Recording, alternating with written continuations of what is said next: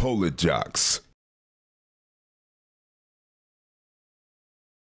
Ever since I was a little girl, I just dreamed of big things. Like, I was the only one in the hood. They like, let's go to Alabama Adventure. I'm like, let's go to Puerto Rico. Like, I've always been different, you know? And so I just always knew, like, my mama taught me to be, you know, the worker, a hustler. She hustled crazy. And but I watched her work so hard all these years, and you're still struggling. And I'm like, you ain't got the answer, Sway. You ain't, yeah. It's got to be another way, you know, because there's other people out there doing it. So what is the way? And so I started looking into entrepreneurship, which is actually, what did I start? World Ventures, where I met my best friend. And it was like network marketing. And although that's not something I actually went to the top in, it taught me that there was another way. Working for myself, you know?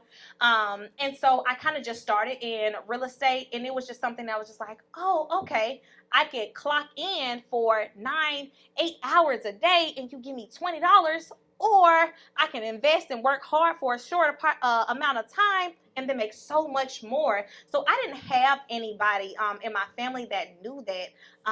But now that I am, it's just like, thank you, Mom. You taught me how to be the worker, but I taught myself how to be the boss. And that was 10 times better for me, you know what I'm saying? Because now my kids look at it like, oh, okay, I can go do this, they don't know anything about being a worker, you know what I'm saying? And that matters to me. Like, how do your kids look at you? That's always a big question of mine. Like, dang, and my daughters literally be at school. Like, I bet you can't Google your mom. You know? Hey, they flexing for real. Right? They ain't playing. But my daughters, they can look up to anybody. You know what I'm saying? Like Megan Thee Stallion, Cardi B, they can look up to anybody. They're at school Googling their mom. You know what I'm saying? Like, that's dope as hell. Yeah, that's major. She said, Google me, baby. Right. So, first and foremost, I want to say congratulations on closing on a house today. You closed on a contract today, right? Give it up for that right there. She's up here talking about real estate, so that means that she practices what she preaches. For sure. Another question I want to ask you, working with contractors, like, I know that can be a lot. Dealing with contractors and having to deal with clients getting scammed, working with contractors. How do you prospect for the best contractors to work with and make sure that they're trustworthy enough to give your client the experience they deserve? Okay, so if I'm talking about contractors, right, because so I am a realtor, but I'm also a real estate investor. There's a difference. There's a big difference. And I thought when I became a real estate investor, like, what? I'm like, I'm damn near a goat in real estate now. I can do this. It is completely different, 2 different roles. And so I'm flipping my first investment property because I always said I would go back to where I grew up at, you know. And so I bought my first investment property in Ansley last year. And we have literally went through like 3 contractors thus far. And I'm just like, oh my God. 3 already. And so it's 1 or 2 things. You're going to get the one that's super inexpensive, right? He's going to take forever. And he might dip. Wow. He might dip. And then you're going to go with someone who's super expensive, you know what I'm saying? But he's going to be on point, but that may be out of your budget, right? Because there's always the budget for these flips. And so there's like a grade A, a grade B, a grade C type of contractor. You just got to feel it out. You know what I'm saying? But that is something that is very hard because I think I bought my investment property maybe back in November.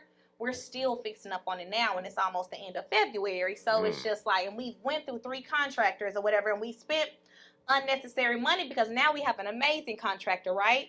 But now we're spending out more money because he's having to redo the things that we thought that the other contractors already did, and we already paid them for it. And now I got to repay for the same thing. Yeah, so it's a difference. So, I mean, at this point, what's the point of having a contractor if you got to deal with that all the time? Listen, because so you have to rebuild, especially if you're going into something that's investment type, right? So you can buy a house that's already ready, or you can go into the investment part of it or whatever. You have to have somebody, which is why, you know, there are so many avenues in real estate that people can go into. So people will see real estate and be like, oh, I should just be a realtor. Go be a builder. Go get your builder's license. You know what I'm saying? Because we need those. Go get your general contractor's license because we definitely need those. Because finding general contractors who are trustworthy, you know what I'm saying, and they have integrity, it's extremely hard to come by. So what about the contract? Do y'all sign any type of contract at the beginning, or they still sign, but it's still just different? For sure. Because if we're being honest, we're working in certain communities to where they're not honoring no contract. They don't care. And we don't really have the time or the finances to talk about suing you and taking you to court. So it's pointless. So how much money do you give them up front? Because you got a front end and you got a back end. So I could add $200. Listen. You gonna finish this month? So you want the other band, Hey, sure. For sure. Some security looking at your ass the whole time. So how we do it is we work in like draws, right? So it's like ultimately, I don't like to give them nothing up front, because if you say that this is your business, then you already got equipment. You already got your supplies. I'm not trying to fund your business. You said that this was your business. So you'll show me some work, and then I'll give you a little money. And then so we'll set up dates to where, hey, this needs to be done by that date, and then I'll give you this amount. And then this needs to be done next, and then I'll give you that amount. That's how that works. Gotcha. Okay. Wow, so that's a lot of stuff to deal with as a realtor. Yeah. You know, so making sure that your clients are satisfied. Can you tell us a story about somebody that you worked with and it really helped you and helped them in a way where it was life-changing? Because you're a lifestyle realtor, so you want to, you know, I guess, put that energy on your clients. So tell us a story about that. Okay. So I'm gonna give y'all two, and I'm gonna make them quick, right? Because I got to do both sides of the spectrum. So I had a single mom. She does very well for herself. She had 3 daughters, and she had went through a divorce, and her kids had always went to Mountain Brook, right? And they were in high school now, and she was like, Lecia, I can't take them. This is where they've been their entire life, right?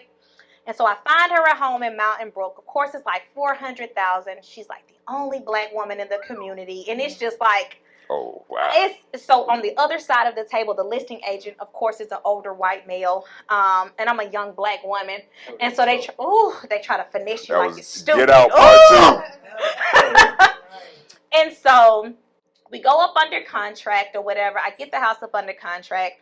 There end up being some issues on the finance side or whatever. And so that's one thing about being a realtor. It's like we catch the heat for the entire transaction, when ultimately my job is really just to find you a house and get you up under contract. The financing and the lender takes it from there, and then I really meet you at the closing table. That's it. But we catch the heat because we're the face of the transaction. People don't really know. So we have to end up asking for an extension for the closing. We needed like maybe 2 more weeks.